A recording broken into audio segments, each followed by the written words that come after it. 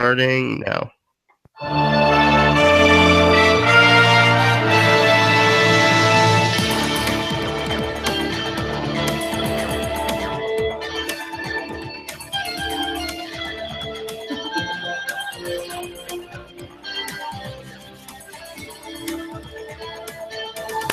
Greetings from Storybrooke. I'm Bobby Hawk.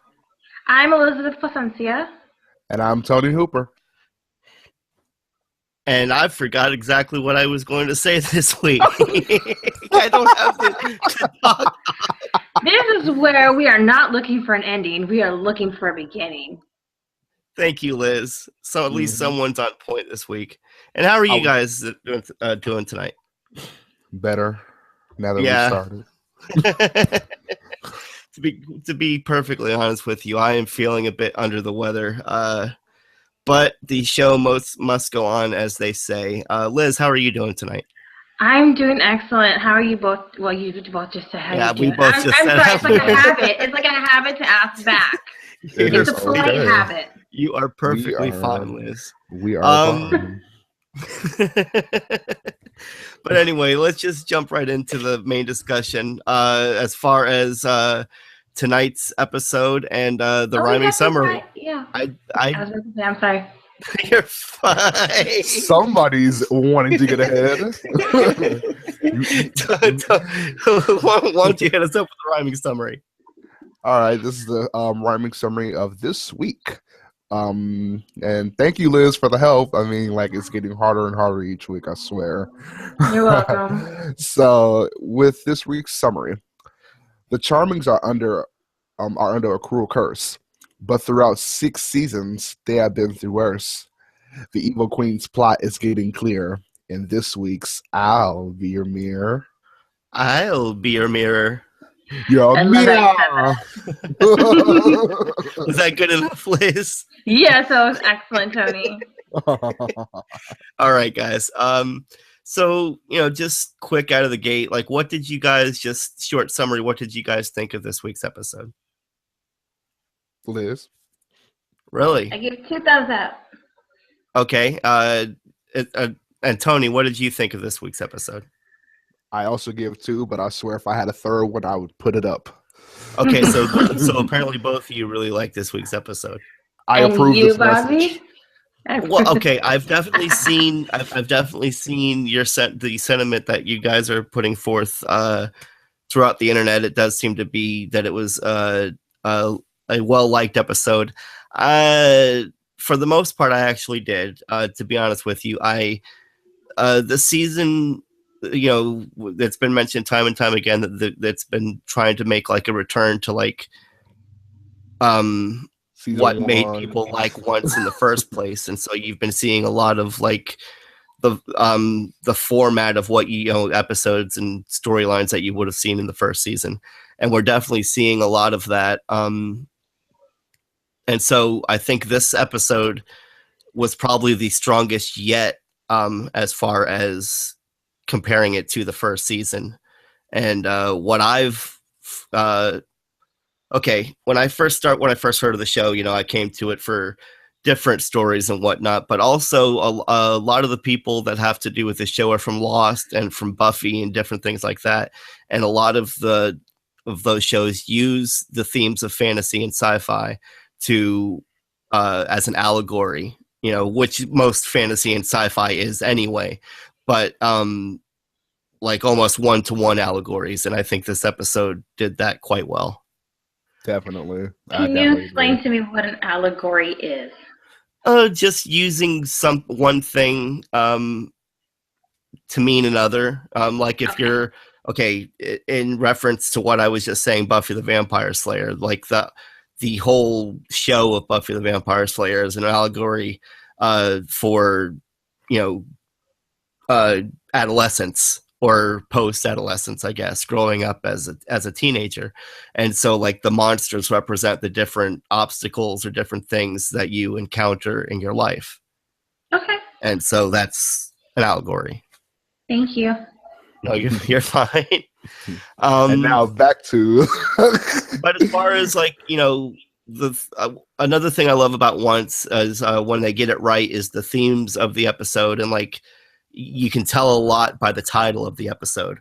This week is I'll Be Your Mirror, and looking at that, quite literally, I mean, you've got like, okay, obviously Regina and Evil Queen are, mirrors of each other, but then children can be mirrors of those that raised us, such as Henry being raised by Regina and Emma. And I loved the way they touched on that in this episode. There's definitely a certain faction of the fandom that I think got pretty much as close to what they want as we're ever going to get on last night's episode. Yes, definitely. I think we all know who we're talking about. Mm-hmm.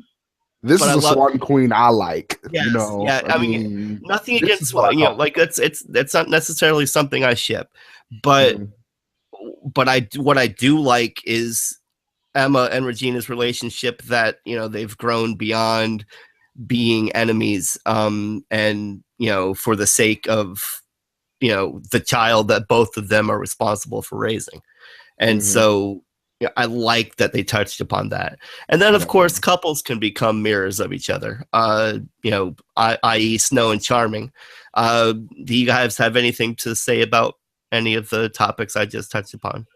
Yeah, I was gonna say I really did love that montage of Snow and Charming. That was heartbreaking.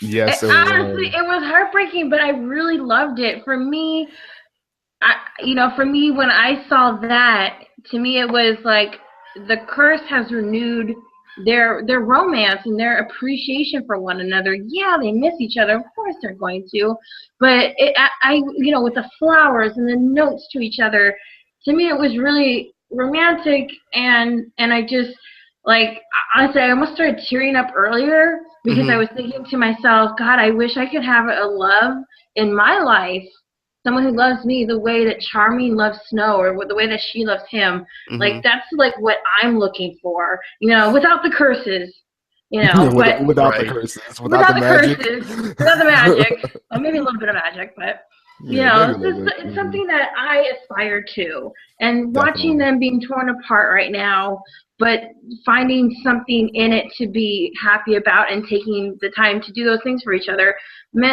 I think that means something. No, it definitely does, but that made it just even more heartbreaking towards the end of the episode, when Snow was about to write in that notebook again and was just like, I can't do this. And then I thought it was so beautiful how Charming looks at that, opens up the crumpled non-note, and realizes that she couldn't write anything because she misses him. And he said, I miss you too. Like, she doesn't have to say anything for him to know how she's feeling, and that's beautiful to me. Right. Definitely. No, I totally understand. Definitely. I definitely understand that too. And what makes it even easier for them being married in real life, this role of being a power couple, if you will, this just makes it a lot easier, is because they already know, each other in real life, like the back of their hands. I mean, like, they are perfect for, for this, for playing this part, for these type of people. And, it just seems like they have true love, down pat. So I definitely also agree with that as well. Okay, I believe, Tony's blue. You were saying something, okay. Did you touch on everything about the Evil Queen that you wanted to touch upon there, Tony? Basically, I mean, like, definitely. I also agree with putting this with Liz's. Like, it almost seems like we should have, she should have went first before me, because this is just, just reassuring and touching upon it and agreeing with it. But also, though, what wasn't mentioned was, the Evil Queen's body, like kind of body Language. Language, and thank you, and Snow's judgment, like, because it kind of made you feel like, okay, when everybody was anticipating for them to switch, for her to be asleep and for Charming to be awake, she had this amazing judgment saying, oh, she's watching us smash the mirror. Like, okay, that's great, but why couldn't you have the same judgment like when she came in, glamored as good hero Regina at that same time? I mean, okay, you're talking about later in the episode. Yeah, like a little bit after, that okay. After. Yeah, but I was wondering how she understood that she was watching them in the mirror to begin with. Like, was that just a gut instinct of hers? Well, you've all heard that old Maxwell song, right? What? That old Maxwell song, I always feel like somebody's watching me. Yeah, that explains that pretty well. I mean, no, like, seriously, you've never had that feeling of, like, being watched or kind of have that paranoid where feeling? someone's in the room. Bobby. I'm sorry? You froze. Oh. Can you hear me now? Yeah. Okay. But seriously, but what I was saying was that it's sorry, I lost my train of thought. Oh, that old Maxwell song.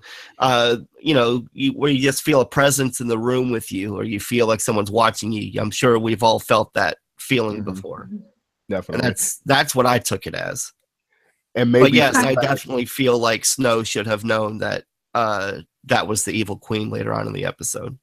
No, Henry, someone.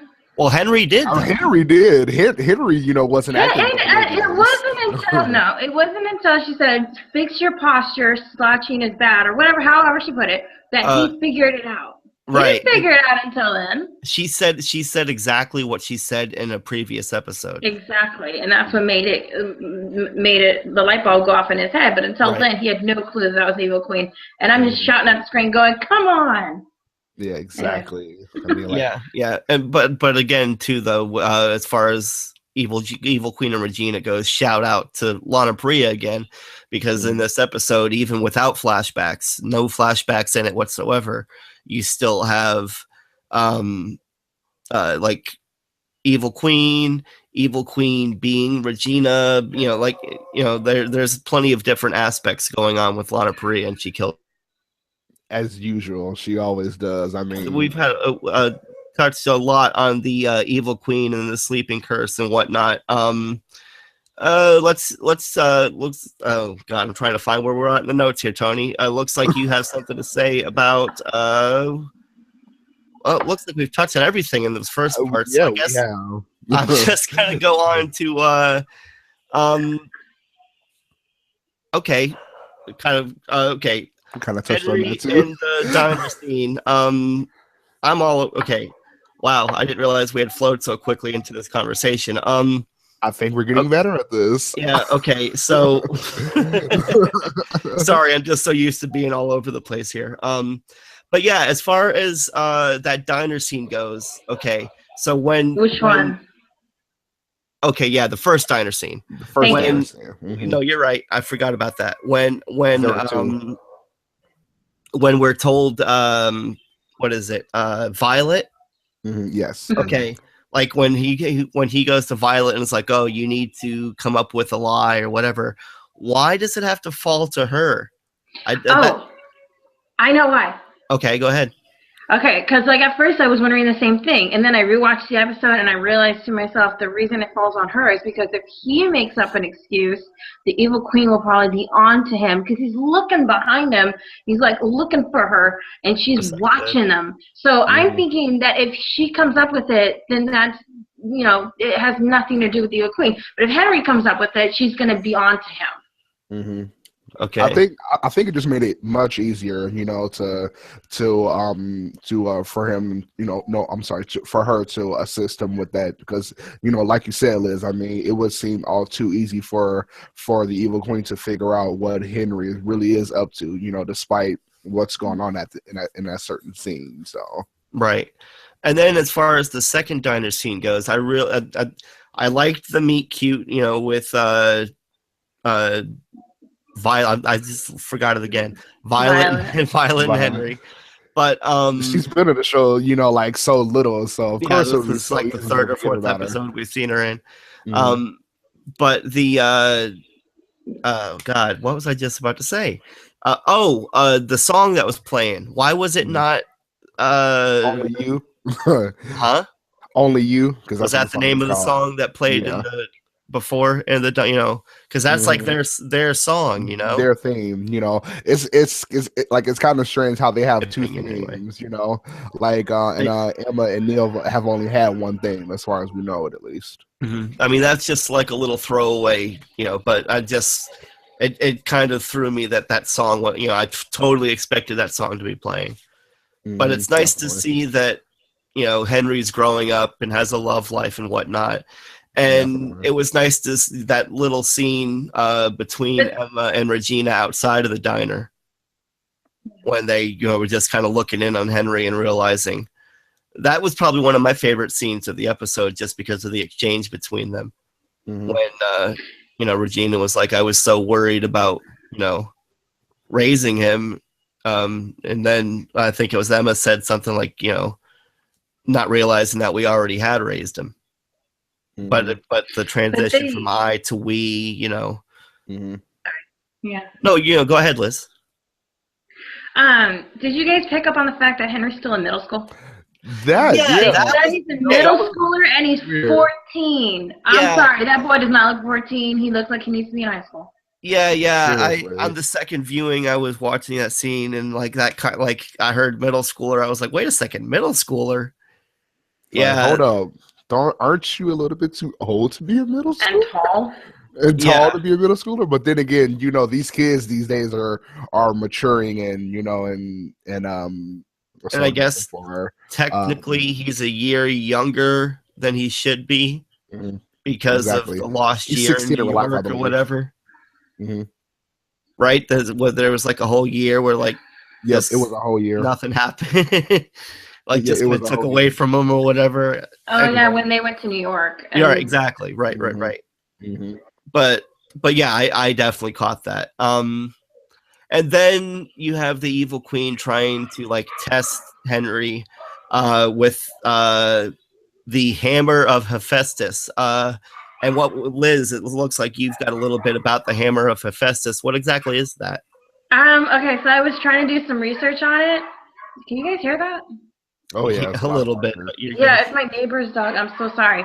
Okay, so basically, I wanted to do research on the hammer of Hephaestus, and immediately when I heard that on the show, I knew that was another Greek mythology reference, and they've done that. What was it? 2 episodes ago, or 3 episodes with the shears.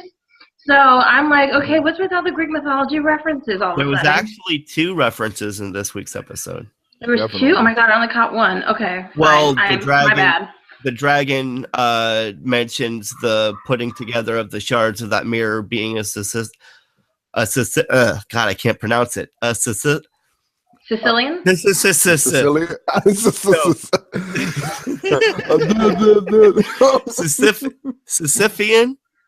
Sisyphean task. It was the guy who was forced to roll a boulder up a hill constantly for eternity. Oh, as soon as he would roll the boulder up to the top of the hill, it would roll back to the bottom, and he would have to roll it back up to the top of the hill again. Okay, I didn't catch that, but I'm sorry. Go ahead. Okay. So Hephaestus is a Greek god of blacksmiths, craftsmen, artisans, sculptors, metals, metallurgy, fires, and volcanoes. And as a smithing god, he's made all the weapons of the gods in Olympus. So his symbols are the hammer, the anvil, and a pair of tongs. And the anvil provides a surface to work on using the hammer to fashion all manner of objects the god can produce. So the hammer is really important, but I couldn't, I was trying to find specific examples of the hammer, and I couldn't find anything. And so I got a little frustrated with that because I'm like, oh, well, there's got to be more to it, because the show used it. But that's really as much as I could find. I mean, he's the only ugly god of all the gods because he's deformed. And there's different theories as to why he's deformed. But he was cast out of Olympus, and then they brought him back years later to Olympus, and he became the god of metallurgy. But He has a really interesting story. I was reading it this afternoon, but it's just interesting to me how they're using Greek mythology items right now in the show when they did Greek mythology last year. Last A little season, bit. yeah. Which Season? which I really thought is kind of out of place. But then again, we're doing a lot of mythology here. We did the Dark One mythology. Now we're doing the Savior mythology, if we ever get to that. And now, with more Greek god weapons and other items. So yeah, like why not mention that last season? But who's complaining? I'm not. Well, just because it was in last season doesn't mean it just has to be relegated. Items within that branch of literature have to be relegated to that last season. Once it's introduced, you can, expand upon it. But what I don't like about it, though, quite honestly, is like, there's no explanation in the show as to what this is, where it came from, why it's there. Usually when we come upon an item in Gold's shop that has to be used or something, we get some sort of backstory about it. Right. Maybe it was just landing around in somewhere in Gold's shop, and maybe he's, come across a god or two, stole their items. Well, because we're never really told what it is, I mean, I guess it's just a hammer for all work, all he's really doing is either smashing a heart or smashing the mirror. And like, okay, as far as a heart goes, we've seen hearts be destroyed by just like being pulverizing your hand. Yeah. So like what? It's not like he needs this special hammer to destroy this heart. Now needing the hammer to destroy the mirror, to do the portal thing, all of that, I could understand that. But to me, it just felt like there was no clear definition as to why the hammer was there. Oh, also, sorry to cut you off, but we do have a person in chat. Oh. Yay! Yes. Hello, Aaron. Meeks, right? Nope. Nope. It's not just us, but it's Aaron, and he had a little bit of a understanding of the story of the Greek god. He was the son of Hera, and an interesting fact is his mom Hera produced him by herself, but he was crippled, so she threw him out the window. Oh wow, nice mother. Nice mother, right? Exactly. Oh, the Greek gods are so messed up. So messed up. But yeah, that's one story, and then another story I read was that he was Zeus and Hera's son. So there's one story where Zeus is involved. So there's a couple stories when it comes to Hephaestus. Yeah, it just depends on who's telling the story. I believe Homer came up with it, but for the most part, it all boils down to like he was a deformed god who was relegated to like the fires of the bottom of Mount Olympus, I guess. No, he lived in a volcano, like under a volcano. Okay, but and then I believe this is where Prometheus got the fire to give to bring to mortal people. Yes. And Hephaestus is also responsible for forging all of the weapons and armor of the gods, like Mercury's winged helmet and Cupid's arrows. Like right, exactly. Okay. Aaron had mentioned that he lived in the ocean, though. Who did? Hephaestus? Well, like we said, it just depends on who's telling the tale. There's many different, he's got an army of Cyclops that work for him in his forgery, depending on who's telling the tale, But moving on, there were different stories going on in this week's Once Upon a Time. But before we go on, I do want to mention, let's see if I can get this without stepping over like I did last week, as far as the Patreon. Okay, so Universe Box is the umbrella that all of these podcasts fall under. And if you like this podcast or any of the other podcasts in that umbrella, why not throw a few shekels to the Patreon? There's plenty of levels as far as different podcasts and different things that Bill and Anne Marie want to do. And they're just waiting for Patreons to jump on board to make that happen. So just go to patreon.com/universe /universebox and check out all the different levels they have. And there's Patreon hangouts every month and different things you can get for different levels. And one of the best things is the $5 level for just $5 a month. And I did not get that list of names. Hold on just a moment, guys. Okay, let me see if I can draw this out while I'm talking to you. Okay, so how about Abu? We saw Abu this episode. I'm helping you, Bobby. No, you're fine. We saw little Abu and it was so cute. At least a reference to Abu. It would be nice to actually see. Like, I wouldn't even care if we even got a special effect Abu. I wouldn't even mind that, but like, I'm liking the fact that he's being, shown or at least what's that other word I'm looking for? He's getting some type of presence. Yeah, action presence in the show, throughout some type of unanimous object or anything like that. Because if you remember when they first introduced a silver monkey keychain or something like that, it was very small and it was hanging off of something. So he has his presence in the show, at least. Yeah. Somehow. Did we help you enough, Bobby? You got that? No. So we're just going to keep going. So, how about the magic lamp? Oh my God! Oh wait, we don't want to mention it yet. It's the next point. It is Bobby. So okay. Okay, so right, we're back. And we're back.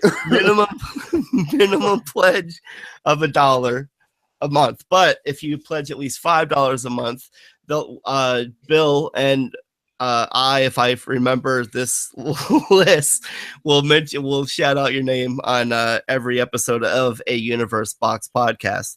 And that list this week is Becca Baca, Angel, Holly Mac 79, Monica Jones, Other Anne Marie, Sage of Earth, Harry Seidler, Timothy Peters, Robert Cotillier, hope I pronounced that right, Hope Molinax, Karen Jay Horlacher, and Jessica Gonzalez. Thank you so much for just being the best people on earth and helping keep the podcast going each week. Thank you. I swear, Bill, I will get that right eventually. Eventually. Oh my God. Okay. It is Bobby. At least Bill kills you and not us. Oh God. Mm-hmm. But you guys were talking about Aladdin, and that is my next point, is that I wanted to touch on what's going on with Aladdin and Jasmine. For a moment, I was wondering if we were even going to see them this episode, quite honestly. Mm-hmm. And then it had almost felt like it had been a few episodes since we'd touched on that story. So I was like, what's going on with Aladdin? And it seemed like just as I was thinking about that, all of a sudden they come into the episode. And there are a few things I do have to say about Aladdin in particular. It's like, okay, first of all, is he strictly a clone of Will? Why do you say that? Because he has the Cockney accent just like Will. He's he fancies himself like not only a thief but the thief, just like Will did. There's a lot about Aladdin that, and I believe even Hope mentioned that on Twitter when he first came on, so talking about the accent in particular. But I don't know, that scene in the diner where he was like best thief in all the lands, not just Agrabah, whatever it was he said. Best thief in any town. I don't know. I just definitely was getting like a Will Scarlet vibe off of him. Hey, I mean, at least he's getting much more screen time than Will Scarlet did. No offense, Michael Socha, but no offense, but at least he's getting much more screen time than than the Knave of Hearts. You know what I mean? Like it just seems like it was so unfortunate for them to bring him on as a, you know, as a full cast member and just instead of a recurring guest, but and then to do nothing with him. But yeah, that's beyond nothing, doing nothing but, with him exactly. So. But going back to Aladdin and Jasmine, what I do like about you know, going back to what I was talking about earlier in the episode about this feeling like, you know, the first season of Once Again, I like, you know, this isn't exactly the Aladdin and Jasmine that, you know, we know from the movies. And we even reference that when Emma is talking to Aladdin and she's like, wait a second, you guys didn't, but in the movies, you know, well, it's not all like you see in the movies, you know. Exactly. Or it's happening in its own way on the show. Right. And another thing I loved is that they were able to reference Genie and give him a nod without you know, even when they said he's passed on or whatever they said, it almost felt like they were even giving like a slight nod to Robin Williams. Like a tribute, like he's passed on. He's free, you know. But that leads us to another question as far as who do you actually think is in the lamp? Jafar. That's what I thought. I think where everyone's going to go is that it's probably Jafar in the lamp. But okay, and that's how Jafar is going to bring us, like, bring himself into the, you know, into the present. Now I know. I just started this part of the conversation with, you know, that this has the once twist and whatnot. But if that is Jafar in the lamp, then wouldn't Aladdin know that Jafar was in the lamp? Not necessarily. Not like I said, if this is a once twist, you know, but you know, that's just where my head goes at first. But then I don't know if they're going to touch on that any further because from what I've seen, where I look for spoilers, I haven't seen Jafar in Storybrooke. I don't think I've seen pictures of him in Storybrooke. Well, here's the thing, too. This was episode 8, right? Yes. And they're filming episode 12 right now. Right. So there's a good... Okay, if they're filming episode 12 now, then they're probably about to go on hiatus, and they won't start filming the rest of the episodes until, say... I don't know, January? Probably February. Or I was going to say January, February, depending on when they come back. They usually come back in March. Right. Yeah. So like I said, around January, February, start filming for a March premiere date. So that would be more important. You know, of course, towards the end of the first season with the hiatus coming up, you're not going to hear a lot of spoilery news because, you know, everything's already happened. They're already shooting the last episode of the season. I mean, we only have 4 thank you. We only have 4 episodes left, and we already know still that we're going to see King George. We're going to see Robin Hood. King George. We're supposed to see August. Yep. So I mean, that's 3 main characters that more than likely each of those 3 people will be integral to the episode that they're in. I'm sure we'll have. I'm sorry. Go ahead. I saw pictures of Robin Hood. This is spoilery. Sorry, should I say it now or? You can wait if you want. It's up to you. It doesn't matter. I don't know. You can say it now. Getting into it. Okay. It looks like him and Regina are in New York. I can't tell for sure where they are in the pictures, but Robin Hood is wearing modern day clothes. So he's not in his Robin Hood outfit at all. He's got like a black coat on, and he's wearing regular clothes. But it looks like they're in New York, but I can't tell for sure. Okay. Huh. But again, like I said, we know that we're going to see that this half season, and with only 4 episodes left, it seems like there's a lot that we're still supposed to be seeing in this first half season. Yeah. That we just haven't seen yet. But yeah, I mean, do you think there's anyone else it could be besides Jafar? No, I don't think anybody, because so Cyrus is free. Jafar. Yeah, Cyrus is free. And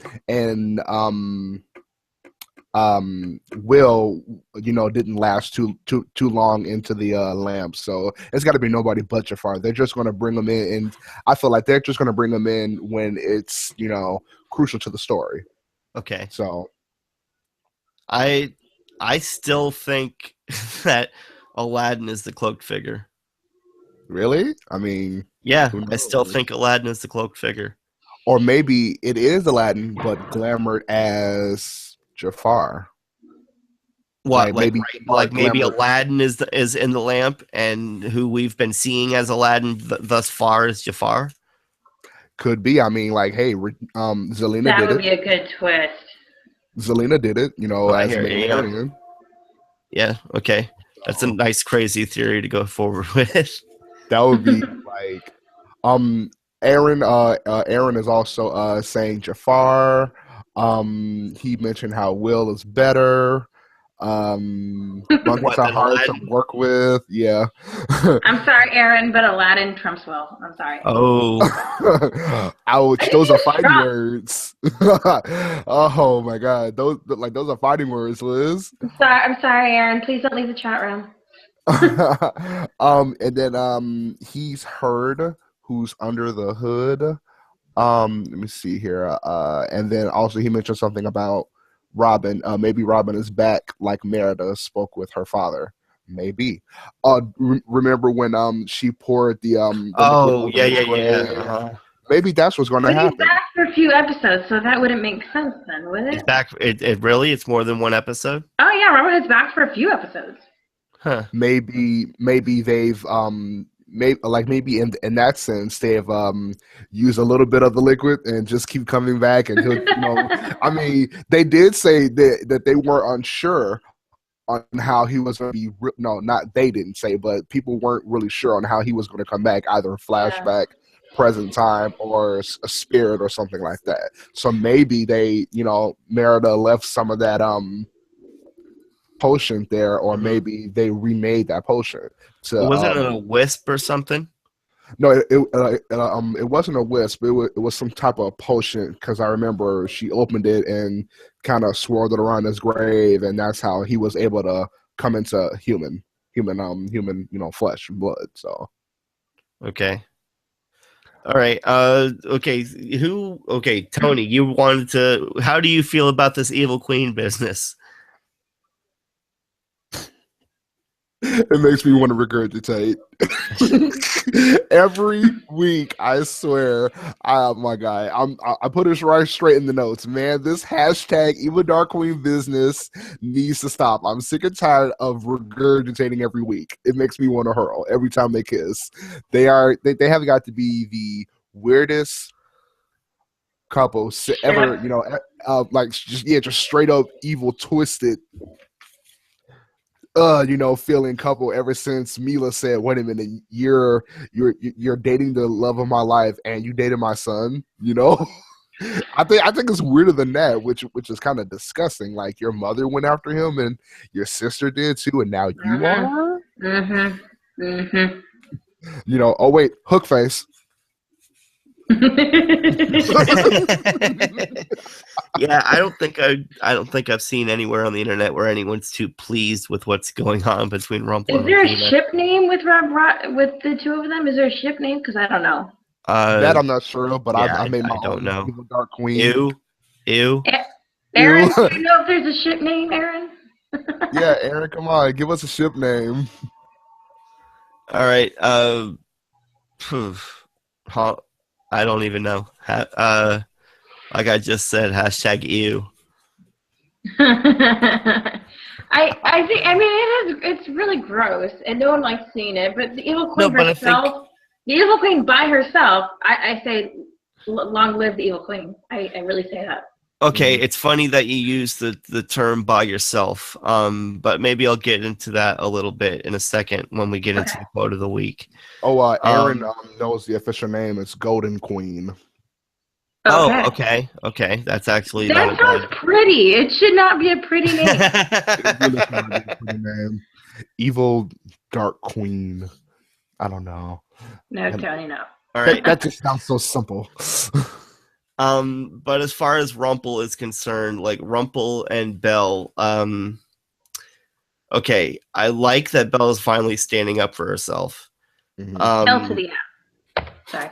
No, it's been It's been too needed for long. quite some time now, and it's been Yeah. pointed out time and time again. So, but at this point, like it's just like they can't come back from this, especially after what happened, this week's episode, and then what it looks like is going to be happening in the next episode. God, I already have a lot to say about that preview. Yeah, like the soap opera feels. I mean, this has turned from a relationship with someone, this has turned from being in a relationship or trying to be in a relationship with someone who is stuck in an addictive personality to just being in a completely abusive relationship. It's an emotionally abusive relationship. Is exactly what it is. Yeah, I don't know. And look, okay, in a villain, it's really important to like love to hate the villain. That's how you feel about Evil Queen. You love to hate her.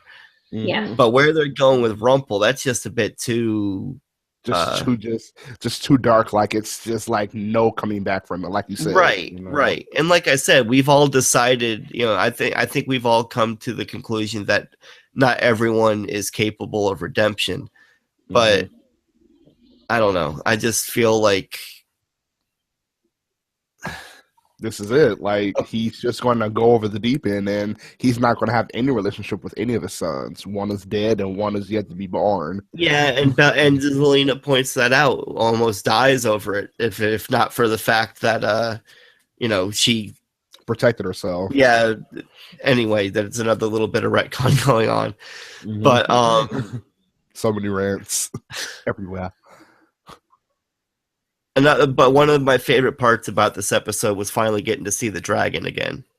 Yeah. Oh my God. Can I just say this? Like, I was. Okay, that's exactly what I have in my notes. Is this? I'm sorry, I didn't even know. Yeah. No, you're fine. No, I didn't put it up on the. I'm talking about my actual notes right here. I'm saying that, that was obviously Mushu. I loved his dragon form. Oh my God. I loved his dragon form. That has got to be, in my opinion, the best best what is that? Special effect that they've ever done. Like it was pretty good. It was Oh my God. I totally felt that. And I believe you were saying that you think that it's gonna be that he is Lily's father. Yes. I mean, come on, there are no other dragons in there, and they're not just going to pull a dragon out of the blue saying, hey, I'm Lily's father. And you said he had lost his daughter. Exactly. I mean, like, I could just hear Maury now. Who is my real daddy? I hadn't even had to try to put those two together. But I totally see where you're coming from there. Yeah, definitely. I can totally see Maury now, and the results are in. Mushu, you are the father. I just thought it was great that, although it's a little bit cheesy, that it almost feels like we've seen him more or less die twice before, but I guess he didn't. 3 times, really. Shoot, the 3rd time we thought he was dead, but until we noticed he is in the one-way mirror realm. There's just so many different places, so many different realms like that. Shoot, it makes you kind of wonder: is Glinda the Good still stuck in the behind that door? Right. But okay, I'm sorry, I lost my train of thought there for a second. Okay. At the very last minute, we see, when all of that happened with the hammer, they break the portal, they all come out or something. Henry grabs the dragon's heart, and it almost seemed like they made a point to show that Henry grabbed the heart and then dove out of the way. So I don't know what that is supposed to mean. I just found it odd that they kind of took a moment to show that, and so I feel like there's some significance to that. I was thinking about how they both ducked out of the way of the fire in 2 different directions. I'm not a mother, I'm not a parent, But I'm thinking to myself, watching that scene, if I was a mother, I would be barricading myself on top of my child to protect him, and she went the other way. She did not she try totally to went the other protect way. him. Mm-hmm. So I'm like, how is she really his mom? You know, like, I mean, I know she is, but it's like, you know, she should have protected him in that moment. But I don't know. It's just my thought. I really thought that basically with her, you know, with what type of her person she is, you know, cold-hearted, evil, whatever you want to call her, you know, it just seems like if she really did care, if she really was his mother, then yes, she would have done anything and everything to keep him from harm, you know, except she just dove the other way. Like, she just took the L. Just said, nah, I don't want none of those. Like, I don't want none of those problems. Okay, there's definitely, like, okay, I liked quite a bit of this episode, but there's definitely also quite a bit, and I've been mentioning it in just about every episode, of just like brushing past stuff. That whole mirror business, that all seemed to just, like, you know, end rather quickly and succinctly and neatly. And then you've got the Deus Ex Hook, where Hook just like came in out of nowhere, and then what was Regina gonna do, or the Queen gonna do? Because I thought she was just trying to reach for Henry. That's all I thought she was doing. I know, but it did seem rather menacing in her doing it. I honestly don't think she was gonna hurt him. It just was, you know, kind of caught me off guard. Like, whoa, what was that about? You know. She would totally have to be off the deep edge to even do something, you know, heinous like that. Like, just out of nowhere. Like, okay, if I can't have you, nobody can. Steal your heart and leave. And okay, let's move on to the quote of the week, because I have more to say, but I think it kind of goes along with the quote of the week. And Tony, you have a quote of the week for us this week, and what is that? Yes, throughout the scene, when the evil queen was trying to manipulate Henry to take the hammer, this little quote came on: "Nice try, but you can't Darth Vader me." To me, that quote, I mean, you know, just kind of sounds like, okay, well, you can't manipulate me to become dark with you. You can't, you know, like it to me, it proves the evil queen wrong in her words, and he pushes them back to her. Like, okay, like, I'm not weak like you think I am. You know, I am strong. My mothers taught me on, you know, morals and values of being a strong person and things like that. So I love that quote, and that's what made me choose it, you know, for it being the quote of the week. Okay. Now, to tag on that, after he said, "Nice try, but you can't Vader me," she came back with, now we both watch those movies, and Vader's not quite as black and white as that's to paraphrase. I can't remember exactly, but it was along those lines. Yeah.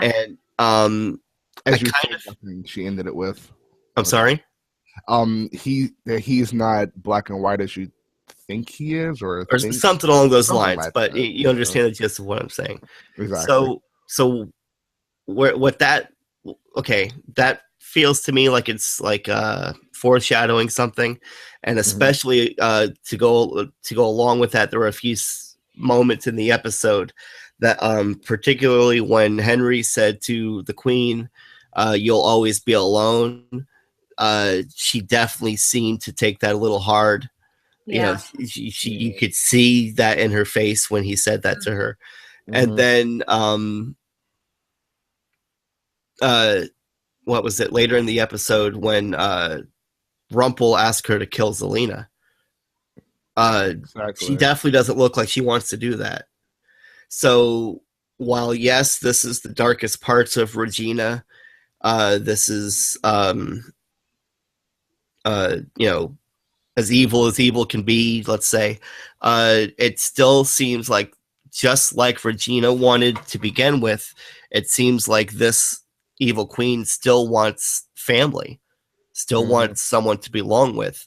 Now, she may be going about that the wrong way, just like Rumpel is, you know, just like Cora did. But ultimately, it's for I don't know, noble is not necessarily the right choice of words, but it's not for a malicious goal to hurt, and that's what any good writer will say, is that any villain is not the villain of their own story. They have a reason they're going at, towards things. And as far as Darth Vader goes, we all know that in the end, Darth Vader, was trying to lead his son to the dark side, but in the end, he sacrificed himself to kill the Emperor and, save Luke.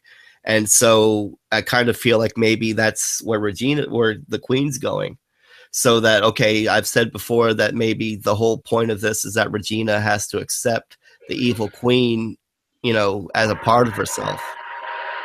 But now I kind of feel like maybe the evil Queen will make some sort of sacrifice herself for Henry. For Henry, exactly, against probably Rumple. Mm-hmm. I mean, like, she may be evil and twisted in a way, but I mean, she loves her son. She loves her son regardless. Right, exactly. Regardless of what happened, that has never changed. And apparently her sister as well. Mm-hmm. Yeah. Do you really think she's gonna kill Selena? No. That's what I'm saying. That, like, again, you saw it in her face when she told Rumple, "Oh, would you like me to give her a stern talking to?" And Rumple's like, "No, I want you to kill her." Right. And I mean, like, that remains to be seen, because I mean, like, back in season 1, I mean, to do the curse, you have to kill the thing that you love the most. Right now, she only loves 2 people, so she's going to have to make a choice. Mm-hmm.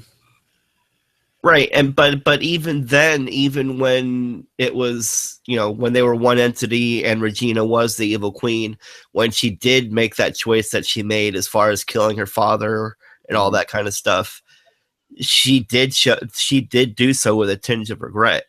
She didn't just do it, So, regardless on what decision she makes, she's going to feel regret, and even though she'll get what she wants, it's going to be in a very bad, messed up way. And so just like her trying to lead Henry to darkness, and how we've seen in other episodes, people being led to darkness, and then, to form a dark spot on your heart that will grow. What's not to say the reverse can't happen? That a spot of love can't, grow on a dark heart. Can grow. Yeah, exactly. Like it seems like no matter how dark you are, it's like, okay, it's to me, it's like this: light cannot exist without darkness, and it should be the same thing, vice versa. Darkness cannot exist without light, and love cannot exist without hate, and vice versa. So maybe that is like that. Another thing I'm also thinking about right now that just kind of came to me too is, like, the Queen even says it herself in this episode, that love is a weapon. Mm-hmm. And so that's, anyway, that's the path that the Darth Vader quote led me down. Mm-hmm. That's a very nice path. I mean, like, it makes you really think, like, she was basically given a choice. Hey, what are you going to do? How far are you willing to go down this path? And it seems, as we all know, she's gone pretty far. But then again, how further can you go? I mean, you can only, like, I believe that the possibilities are limitless. So it kind of just feels like, hey, to kill my sister or no? So I guess we'll find that out next week. Definitely. But as far as this week's concerned, we still have to come up with what our arbitrary scale.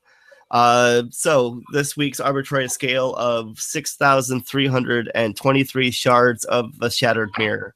Liz, what do you give this week's episode?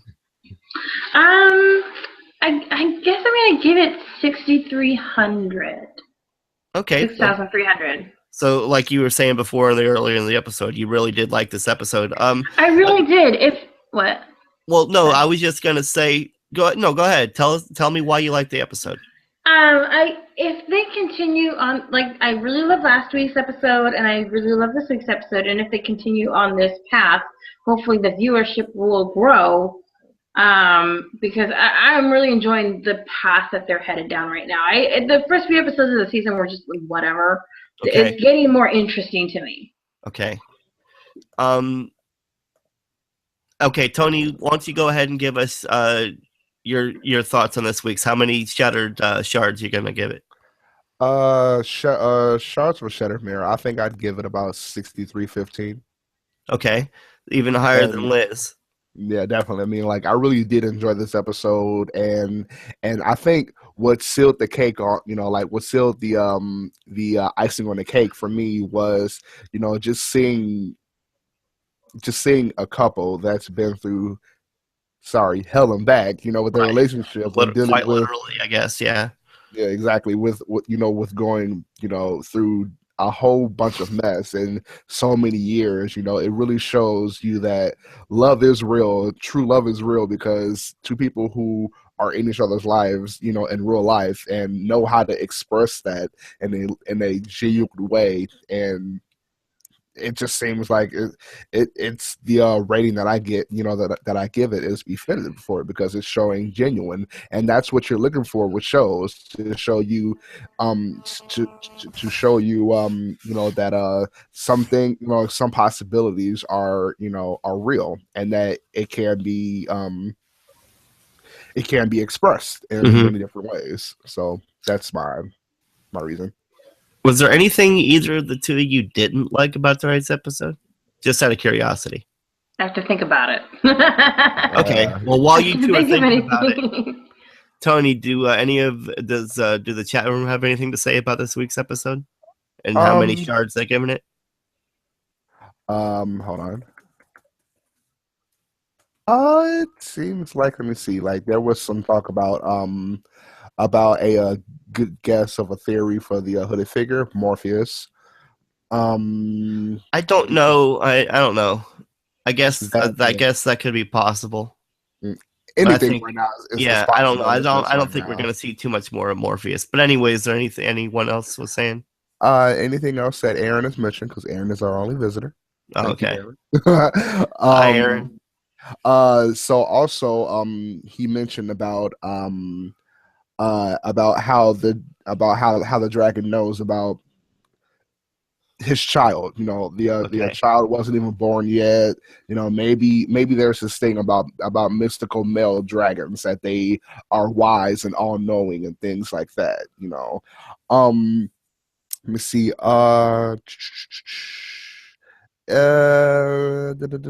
He says, "Can we just kill Gold?" I wish we could kill Gold, but Oh, we we I don't we know. At we, this we point, can't. We need a soap opera drama. We need the Rumbell soap opera drama, and his scale was 6,310 because Gold Queen is disgusting. Indeed. so I guess that would be the bad thing. You guys could probably heap on that as well as far. Yeah. Definitely. Like I'm sorry, but every week when they kiss, it makes me want to regurgitate. All right. So, you know what? I stalled long enough, and I still couldn't come up with a number. Tick, tick, It's not going to be quite as high as your guys's. Uh, let's see. We were 63-23. Mhm. I did like a lot about tonight's episode. It did still have quite a bit of the brushing past things that I haven't liked in recent weeks. Mhm. But I do feel like, as far as a return to form, as far as Once second season or second season of Once, I feel like this definitely hit the ball out of the park. So for the most part, I really did like tonight's episode. I'm gonna go ahead and say 6,252. It's still pretty high. I mean, that's a high number. It is. If you look at I I think that's a B I think my minus. computer froze or something because you guys both froze on my end. So what was your arbitrary scale? I didn't hear it. Oh, I was saying, I don't even remember. 6,250 something, I think. I don't Okay. even remember now. But like I said, it's still pretty. It's still fairly high. It's just I not think it's a quite B as high minus. as you guys had. I mean, there's still the negative things I've had with pretty much any episode of Once recently, quite honestly. But at the same time, it wasn't like it wasn't predictable trying to stick to the movie as far as the Aladdin story goes. It Mhm. wasn't a whole bunch of retcon going on. There wasn't, I mean, I don't know. For the most part, I really like tonight's episode, and I'm hoping to like next week's episode. But I don't know. I like Rumple. You know, he's a bad guy. Don't get me wrong, but He's next the week's perfect episode, anti-hero. huh? He's the perfect anti-hero, basically. Well, I don't know, but what I hate though is that they brought him so far to where it looked like he might be, he has done good things. Mm-hmm. He's sacrificed himself. He's, put So where are others. those good things now? That's what I'm saying. He has sacrificed himself. He has put put others' well-being before his own. But and now it seems like not like it almost seems like he's slid back to even worse. Like he's even more sinister now than he was before. I think Belle even pointed out in an episode like last week or something. I think she said something along the lines of you're not evil, like you have the, it'd be different if you was like the queen, where if you would, you were just totally evil and had no excuse for it, it had no other way of being. But you are capable of, you have shown what a good person you could be, and you still choose to do this. Mm-hmm. They both have their faults, I mean, but in the end, they both did really truly love, And I think Belle still loves him because, like in this episode, when he starts having a heart attack, like Belle like freaks out for a second. She's like, "Whoa, what's going on?" She doesn't. She cares. Want anything bad to happen to Rumple, but at the same time, she recognizes who he is. Yeah, that's all. But anyway, on to the news. News. We've already said there's not a lot of news this week, but I have. Okay, so ratings. This week's I'll Be Your Mirror had a 3.37 million viewers, which is fewer than last week. I think last week was 3.5 something. That's not too bad. Not too bad. It's not that different, but it doesn't make me feel good either. No, I hear you. And then, sorry, you were saying? No. I was just agreeing with what you were saying. Okay. And then, so there's going to be a hiatus for 2 weeks. We have a 2-week hiatus. We're going to be back November 27th. And from what I saw, it's at 9 p.m., not 8 p.m. I don't know if I saw wrong or not, but episode 9 will air Sunday, November 27th at 9 p.m. is what I saw. I wonder if there's some sort of awards show or something along those lines on that night. I don't know. Huh. That is the weekend of Thanksgiving. But yeah. So we won't have a show for 2 weeks, 3 weeks, something like that. So we'll be gone for 2 weeks, guys. Not just once on time, but us. Yeah. It'll be nice to have a little break, quite honestly. Don't tell the viewers that. Oh, come on. I think that's his true desires, is to take a small break. I mean, come on. We just started. Come on. No, I'm just saying, it's nice to have a break every once in a while. Aaron was just mentioning that there is an award show that night. So maybe there is an award show that night. What award show? I don't think it's the AMAs, American Music Awards. No, I don't think it's AMAs. I don't think so. But there is an award show. That's all we know. All right. Okay, well that's why it's on at 9 then. It got pushed back basically. Like we said, not much news this week. But we do have a few listener feedback. We always love to hear from you guys. We love to hear from you guys in chat when we're broadcasting live at live.universebox.com. Technical difficulties willing, we go live Mondays at 9. But then you can also email us at greetingsfromstorybrooke@gmail.com. You can reach us on Twitter at GF Storybrooke. You can leave us a post on Facebook, greetings from Storybrooke. And you can also leave us a voicemail at 424-274-2352.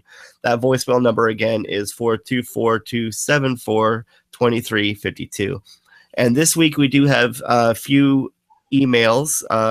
First from our loyal listener, Aaron Stoll, the only listener who seems to be sending in voicemail or feedback rather every week. Yay! Hey, Bobby, Tony, and Liz. Here are my thoughts on this week's episode. Trapping the evil queen in the world behind the mirror is a good plan, but that would have been useful to trap other villains prior to this. True. When Emma said from school because... Oh, wait, hold on. Let me see what he said here. When Emma said from what? From school because school tops this? I was like, then explain the time you took Henry to the underworld for at least a week. Okay. Zelina's one-liners in this episode were great. Zelina's one-liners are always great. Always. Yeah, I feel like it's always like a dead race between her and Regina for one-liners. I love the part when Snow is calling the evil queen a monster and she's trying to remain calm and collective. Yeah, that was definitely a great episode, and I love Lana Parrilla like trying to swallow the disgust. Mm-hmm. It was disgusting how Rumpel was turned on by the thought of making out with Regina. See, I don't think Rumpel is turned on by the thought of making out with Regina. I just think he realizes that Regina is turned on and he's using that to his advantage. Rumpelstiltskin just happens to have the hammer of Hephaestus, a weapon belonging to a god. How do villains come by items from Greek mythology so easily? Yeah, I totally agree. It's just the same thing as portals. That's what I'm saying. Yeah. I mean, it just seems like any time they need a device, they look up in a book and say, "Oh, this." And like I said, this week it was just like, "Oh, we need something that'll smash stuff." Right. Like, or like we just can't use our hand. Like the hammer of Hephaestus is like used to forge weapons that are used by gods. This isn't just some like, anyway, we already discussed that earlier. In case you don't know, Hephaestus was the Greek god of metalworking. Thank you, Aaron. Violet's lie was so unconvincing. Yes, I totally agree. And she totally was not smiling. Like Henry said, now smile when I'm telling you this. That's the evil queen. And then she was like, ugh. Like, that's not a smile. While mentioning the genie moved on was a nice nod to Robin Williams. When did Jasmine and Aladdin meet the genie? Aladdin and Jasmine met in the episode Street Rats. The genie wasn't in that episode. And as far as I could tell, they didn't see each other again until present day. So when could they possibly have met the genie? That is a very good point, Aaron. That's a very good question, Aaron. That's a very good point. Yes, very good point. I have no answer for you. I really wish we had one. I'm pretty sure the genie in the lamp right now is Jafar. So... okay, obviously we're not the only ones who think that. Rumpel, what the heck is wrong with you? Belle isn't your pet. Emma and Regina's moments in the episode were a highlight. And for the love of Zeus, stop kissing Evil Queen and Rumpel. Wow, he touched. I think he touched on just about everything we did in the episode. Yeah. Exactly. Okay, it's like he just put it in there. Out of 627 cymbal banging monkeys. Cymbal banging monkey toys, I give this episode 620 because Rumpel Evil Queen was disgusting and Rumpel putting a tracker on Belle. About the episode 2 weeks from tonight, maybe Zelina should have told Belle to not accept onion rings from the Dark One. Oh, what a clapback. What a clapback. Thank you, Aaron. Thank you, Aaron. And one last feedback from Nolan McKenney. I believe he left us feedback last week as well. Hey, greetings from Storybrooke. I felt this episode was one of the best in a while. When I was watching the episode, I didn't even realize there wasn't a flashback plot, but I am glad there wasn't because the episode already had a lot going on. This type of episode is what I watch the show for. I don't ship Swan Queen romantically, but I do love their friendship and co-parenting of Henry. That's why this episode and season 5, episode 5 are probably my favorite episodes from the past 2 seasons. I may be a little biased because my favorite character from the show is Henry, and I like it when they actually give him a story. The relationship between Emma and Henry is back in season 1 is what kept me watching. I always feel Once Upon a Time is best when it focuses on family relationships with romance in as well, because it couldn't be a show about fairy tales without some romance. I enjoyed the opening split-screen montage with Snowing and all the stuff with Henry and Violet. I really liked their last conversation because I feel there's a lot of people that can relate to what Violet said. One thing I would say is I felt like Henry should have realized that it wasn't Regina sooner. Yes, definitely. Mm-hmm. I think everyone should have realized that wasn't Regina sooner. Everyone. I do want to give a shout out to Jared Gilmore, who I thought did a really great job in this episode and proved that he can hold a storyline when given one. I do hope he gets to do something more substantial than he has been given the last couple seasons.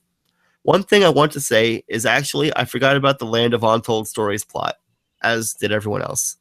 That was supposed to be a major part of this season. Till I watched some clips of earlier episodes of the season, they haven't mentioned it at all in the last couple episodes. Yeah, they've totally moved on. Moved on. It doesn't even matter. Just like last season when Grumpy came out and said we're going on an adventure with you, and then just was never seen again till the next season. And this one, they hold a conference at Granny's. They're like, we're finding everyone's happy ending, everyone's untold story, and boom, drop curtain. I'm sorry, and you were right. Okay, I liked having the dragon return and being able to see his true form. Yes. And okay, that was Mushu, right? I mean, we've all decided that was definitely Mushu. We've all just decided that is Mushu. Okay, and the mirror world was an interesting concept. I enjoyed Aladdin and Jasmine helping Belle and Selena. I enjoyed the reference shout out to Robin Williams when Aladdin and Jasmine had the lamp. It seems like the majority of the fandom is torn on whether it's Sydney or Jafar in the lamp. I personally think it's Jafar because I don't see any reason why Gold would trap Sydney in there. The last we saw of Sydney was back in 4A, and he was completely free then. I've really loved Belle this season, standing up for herself and staying away from Rumple. I would give this episode a 9 out of 10. The only reason it's not getting a 10 is because of the Evil Queen and Mr. Gold's romance. So obviously no one likes that, and like I've said before, I think that that's designed that way. I don't think you're supposed to like what's going on between Rumple and Regina. I'll never accept it. Yeah, it seems like everyone's pretty much like on point as far as like what they felt about this week's episode and the different points they want to bring up. This is so true. And I guess that really does it about does it for this week's episode. Is there anything else you guys wanted to add? I am done. I sealed the chapter already. You sealed the I sealed it with a blood lock. All right. Well then, I guess like I said, that about does it for this week. Liz, where can we find you on the internets? On Twitter, you can find me at quiz. You can find me at queen_Liz87 on Twitter. And my name, Elizabeth Placencia, is, I'm on Facebook. I use Facebook a lot more, so if you want to be Facebook friends, add me. And Tony, where can we find you on the internets? You can find me on the internets on Twitter at Hoops900. And of course, you can find me at Inevitable Hawk. You can follow the podcast on Twitter at gfstorybrooke.com. You can send us a voicemail at 424-274-2352. You can send us an email at greetingsfromstorybrooke@gmail.com. We would love to hear from you. We go live every Monday at 9, so send us your feedback before then, and we'd love to share it. And then, of course, you can always, like I just said, join us every Monday at 9. Of course, I guess they said the next 2 weeks, and they said the 27th, so we'll be back on the 28th then. Yeah. So yeah, join us back here on the 28th, 9 p.m. Eastern, to talk about greetings. Talk about Once Upon a Time. I swear I will. Maybe these next 2 weeks I will spend just locked in my room practicing the closing of this show. And